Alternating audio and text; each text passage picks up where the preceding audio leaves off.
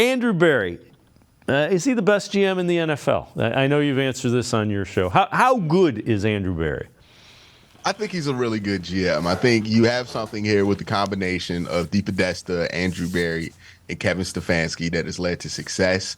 Just look at how many guys we've been able to develop, from the smaller guys like Taki or Anthony Walker, these like smaller incremental pieces that you got going on, or the bigger pieces like JOK and Grant Delpit.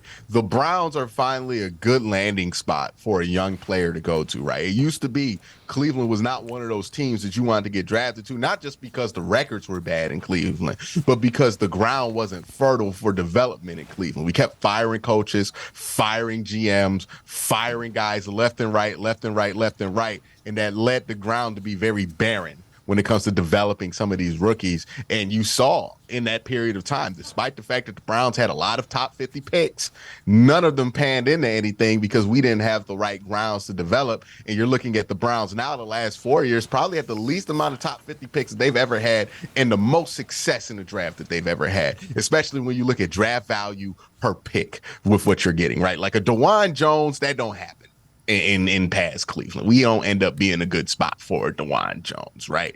But that's the thing that's changed. This Browns team is not only has the ability to get guys who they could develop and get right, but also they're a good spot to develop players because they're a stable spot. And you're starting to see this year the Browns feel like an AFC North team because they're doing the stuff that we've seen other AFC North teams do for decades. Yeah, and to your point, stability allows you to identify players that fit into your system.